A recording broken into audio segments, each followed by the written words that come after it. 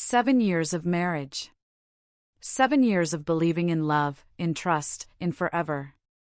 I brought our son Marcus to wait at David's office that evening, planning to surprise him for our anniversary dinner. But as we approached his door, voices drifted through the crack, voices that would shatter everything I thought I knew. "You need to leave now," a woman's voice urged. "It's their anniversary tonight. He has to go home or she'll get suspicious." My blood turned to ice. I recognized that voice, Lily, David's assistant. "Maya's just some stay-at-home mom with no backbone," Lily continued with cruel confidence. "What could she possibly do to us?" David's silence was deafening. Then came the sharp sound of something hitting his desk. Lily's tone shifted, becoming sickeningly sweet. "My head is killing me. I really need you to stay with me tonight." David's voice, when it finally came, was tender in a way that made my stomach lurch. "Don't worry about her. She's stuck at home with the kid, no job, nowhere to go. Even if I told her the truth, she'd never leave." A bitter laugh escaped him. "But Marcus can't find out I betrayed his mother. Once I secure full custody, I'll file for divorce. Just go home, baby. I'll be there later tonight. I promise I'll make it worth the wait." The world tilted beneath my feet. I clamped my hand over Marcus's mouth and pulled him away before either of us could make a sound. At home, I called my college roommate Sarah with trembling hands. "Maya, you sound terrible," she said immediately. "What's wrong?" "I need help finding a nanny," I managed, my voice barely steady. "A nanny?" "Maya, I've been telling you for years to get help. You're burning yourself out. Let me ask Mrs. Chen to recommend someone reliable." I took a shaky breath. "Sarah. David is having an affair." The silence stretched between us like a chasm. "Are you absolutely certain? Could there be some misunderstanding?" I heard them with my own ears. "If David can do this to me, I don't know what love even means anymore." My voice cracked. "He'll be home soon. Can you help me find someone? I'll come see you tomorrow." When David walked through the door at 6 p.m., he was all smiles and anniversary kisses. "Happy anniversary, darling," he said, wrapping me in his arms and pressing his lips to my forehead. "I made reservations at that Italian place you love." "I'll get Marcus ready," I said, pulling away before I could push him off completely. At dinner, Marcus was unusually quiet, and I couldn't stop my mind from racing. David seemed oblivious to our subdued moods, lost in his performance of the perfect husband. He slid a small jewelry box across the table. Inside was a simple silver bracelet, pretty, but clearly inexpensive. "You didn't need to get me anything," I said, shoving it into my purse without a second glance. "I know you don't like when I spend too much," he replied. It was true. I'd always insisted he save money for our future, our early retirement dreams. Eventually, he'd stopped buying me anything that cost more than $100. "Actually, I've been thinking about hiring a nanny," I said carefully. "I've been feeling overwhelmed lately, and I know the business needs your attention." "Of course," he said, already reaching for his phone. "I'll transfer an extra $2,000 this month." The screen lit up with a message preview, "Still waiting for you. Don't leave me hanging again." David's expression shifted instantly. The warmth drained from his eyes as he looked at me coldly. "I have to go back to the office," he announced. "You two take a taxi home." For once, I didn't play the understanding wife. "David, it's our anniversary. Can't you spend one evening with your family?" Marcus tugged at his father's sleeve. "Daddy, you never play with me anymore." David had just lifted our son when another message illuminated his phone. "Can't believe you're really choosing her over me tonight." The mask slipped completely. David set Marcus down roughly and fixed me with a look of pure contempt. "You should be grateful instead of complaining. I'm the one providing for this family. You need to teach him that too." But I told you I wanted to go back to work, I said quietly. You're just a housewife now. What could you possibly contribute? The words hit like physical blows. I stared at this man I'd built a life with, this stranger wearing my husband's face. Wasn't I the one who wrote the core software for our company? Didn't I help you build everything from nothing? That was then, he said dismissively. You were a top computer science graduate once. Now you're just a woman I support at home. You should be satisfied with that. He walked out without looking back. I didn't try to stop him. Instead, I picked up my phone and texted the company's CTO, I'm ready to come back. See you day after tomorrow. That night, I found Lily's social media. The first photo made my chest tight, an enormous diamond bracelet with the caption, "Thank you for the makeup gift, my love. All is forgiven." I laughed bitterly. So this is where our savings went, on gifts for his mistress while I scrimped and saved every penny. We'd built that company together from our college dorm room. When Marcus was born premature and sickly, we couldn't afford help. I did everything myself, the sleepless nights, the constant worry, the recovery from a difficult birth. David used to insist I rest while he walked the halls with our crying baby. When did his heart change? When did I become disposable? I wanted to confront him immediately, to demand answers, to file for divorce that very night. But I couldn't. David was right about one thing, I was financially dependent. If I acted rashly, I'd lose Marcus, and I'd been away from the company too long to know what I was truly entitled to. At midnight, I heard his key in the lock. But instead of coming to bed, he went straight to his office. By morning, he was already gone. Sarah worked quickly. After dropping Marcus at school, I met with a nanny candidate and then headed to a law firm downtown. Attorney Patricia Wells was direct and thorough. You need to document everything, she told me. The affair, the company's finances, any evidence of hidden assets. And unfortunately, you'll need to return to work to establish your financial independence. I dreaded going back to face them both, but I had no choice. When Lily saw me walk into the office, her shock quickly morphed into a condescending smirk. Maya! What brings you here? Do I need permission to enter my own company? I replied evenly. Her laugh was sharp. Your company? You haven't been a shareholder in years. The truth hit me like a physical blow. Of course, David had restructured everything during my absence. I walked straight to his office. I've been thinking about what you said. I want to come back to work, help share the load. Don't create drama where there isn't any, he snapped. You know I have no problem supporting you at home. Why are you being so difficult? Lily appeared with tea, setting it on my desk with false sweetness. I don't drink green tea, I said simply. It upsets my stomach. You should know that. Emily just meant to be helpful, David immediately jumped to her defense.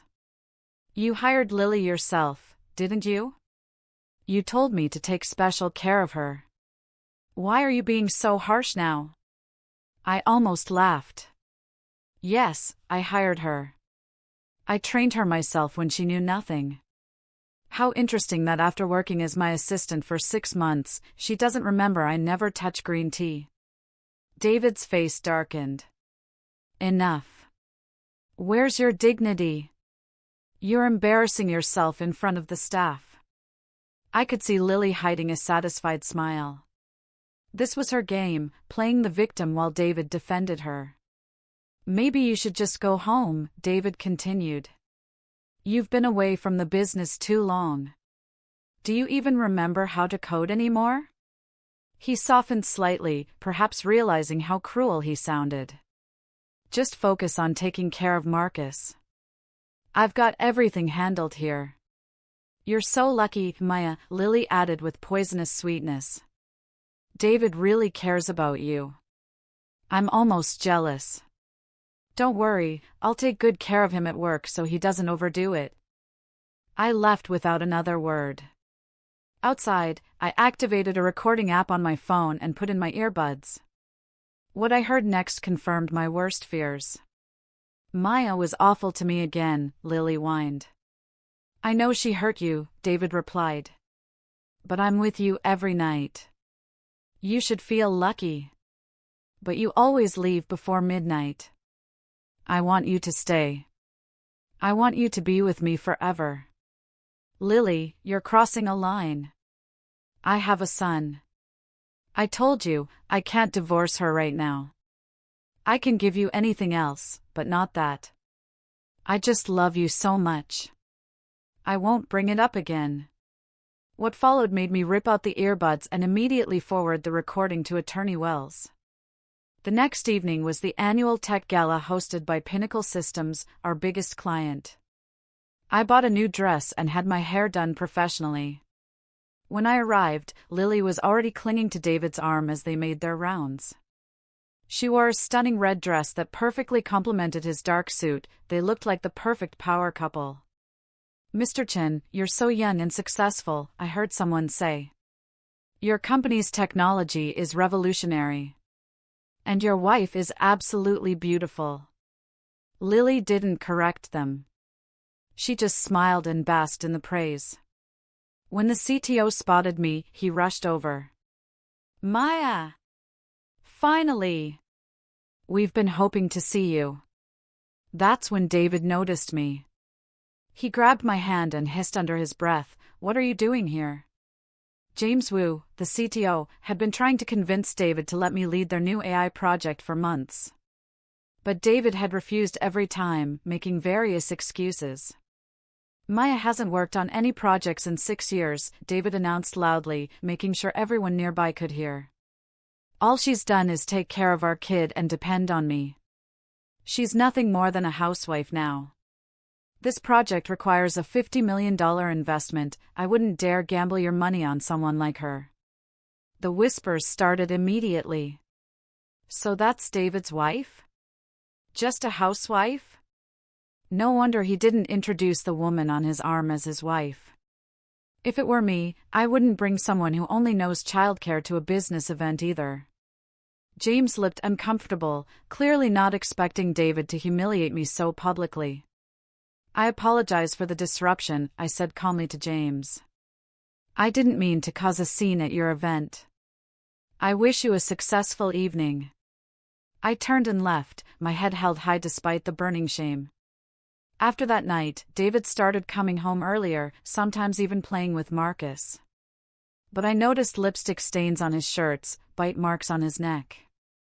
I said nothing, the timing wasn't right yet. With the nanny handling household duties, I finally had time to focus on building my own income. I developed an AI-powered video creation app that went viral within weeks. Brand partnerships followed, and suddenly I had my own revenue stream. On Father's Day, David took Marcus to a school event. On the way home, Marcus found something under the car seat. Mommy, look what I found. David slammed on the brakes when he saw what our son was holding, a piece of women's lingerie. I'll explain everything when we get home, he said desperately. I calmly took the item from Marcus and threw it out the window. That's just trash, sweetheart. It's fine. My composure seemed to irritate David more than anger would have. At home, after the nanny took Marcus to his room, David tried to embrace me. Honey, I know I messed up, but I really love you. Please give me another chance. I pushed him away. Let's get divorced. His face went through a series of emotions, shock, disbelief, then cold fury. It was just a drunken mistake. I didn't mean for it to happen. How could you be so selfish? Marcus's school alone costs $3,000 a month. The nanny's another $2,000. Are you really willing to drag our son into poverty just to punish me? I felt something break inside me. In college, I was valedictorian. We built this company together. I wrote the software that made us successful. And now you look down on me for staying home to raise our child? "You'd better think clearly," he said coldly, then walked out. The mask was finally off. He didn't even bother pretending anymore. That's when Lily sent me a message, still acting so high and mighty. "Your husband doesn't love you anymore. How long are you going to cling to the title of Mrs. Chen?" She attached a screenshot of the bracelet David had given me, 99 cents from a discount website. "Because he spent your anniversary with you, he bought me a $10,000 bracelet to make up for it. Want to see where your loving husband really spends his time?" The photo that followed showed them naked in bed together. "This is our home," she continued, sending a video of a massive villa. "The deed is in my name. We come home together every night. In the neighbor's eyes, I'm Mrs. Chen. How could he not love me?" I forwarded everything to Attorney Wells with a simple message, "Is this enough?" "More than enough," she replied. "Clear evidence of adultery and misappropriation of marital assets." That night, I packed our essentials while David was out. Marcus clung to my hand as I tucked him in. "Mommy," he whispered, "Tommy's mommy hasn't come home in a long time.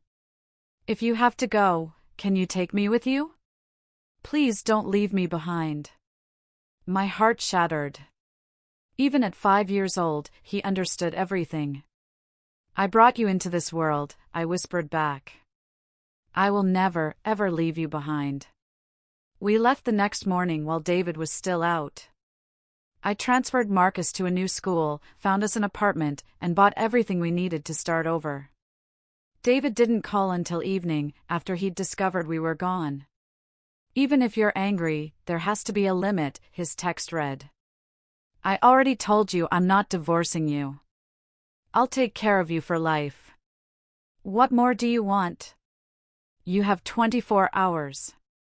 If I don't see you by then, I'll freeze your accounts and cut off all support." His arrogance was breathtaking, but I was ready for this threat. A month later, he called again, probably after receiving the court summons. "You've really outdone yourself," he sneered. "Taking this whole act to court. You must be running out of money by now. Come back today and I'll unlock your accounts." "Is this why you called? To threaten me again?" I asked calmly. "I answered because I wanted to tell you directly, there's no chance for us. If you have any decency left, we can handle this quietly at the Civil Affairs Bureau. If we do that, I'll drop the lawsuit." He laughed. "So this is who you really are, Maya. Let me warn you one last time," he continued. "If you come back now, I can pretend none of this happened. But if you insist on dragging this to court, you'll lose both me and your son." Then he hung up. What I didn't know was how far he'd go. That afternoon, when the nanny went to pick up Marcus from school, the teacher said David had already taken him. When I went to get my son, he refused to leave with me. "Mommy, I want to stay with Daddy." "You can go." I broke down completely. If it weren't for Marcus, why would I have endured any of this? I could have left the moment I discovered the affair. But no, I stayed, I planned, I fought for custody and financial security because I wanted to give my son the life he deserved. "Mommy has to leave," Marcus said suddenly, his little voice steady. "He's the one who abandoned you first." His words left me frozen. I wiped my tears and walked away. In the courtroom, David sat with smug confidence. When he saw me enter, he shook his head with mock regret. "Maya, I gave you a chance. Don't come crying to me later." Attorney Wells had prepared me for this moment, but I still trembled as David's lawyer began painting me as an unstable, paranoid housewife who contributed nothing to the marriage. Then it was our turn. Attorney Wells calmly presented the audio recordings, the text messages, the financial records of my new business. David's face went pale. But the real shock came when they called Marcus to testify. "If your mom and dad don't live together anymore, who would you like to live with?" the judge asked gently. David gave me a triumphant look. He thought he had our son completely under his control. Marcus looked at his father, then at me, then back at the judge. I want to live with Mommy. David's confidence crumbled. I'm sorry, Daddy, Marcus continued. Even though you have more money and promised me all those houses overseas, I don't want any of it. You and Mommy aren't even divorced yet, but Aunt Lily already came to our house. She was mean to me. I'm scared she'll be worse later. Mommy only has me. I can't leave her alone. David erupted. He's just a child. You can't believe, who told you to say that? The judge silenced him with her gavel. During the break, David tried to intercept us, all his arrogance gone. Maya, we've been together 10 years. How many 10-year periods does a person get? Every marriage has rough patches, but I've only ever loved you. I just made mistakes. I'll fire Lily right now. I swear I'll never see her again. Attorney Wells turned back to face him. Mr. Chen, I usually don't step into personal matters, but this is too much. When it gets this far, when it turns to courtroom cruelty, it comes down to one thing: there's no love left. If you truly loved her, how could you say those things today? In front of strangers, in open court? Do you understand how deeply that kind of public humiliation cuts? I was grateful for those words. They helped me see my own heart clearly. When we were alone, I looked at David one last time. 10 years is a long time, I said quietly. But if it takes 10 years to finally see someone for who they really are, then I think it's worth it.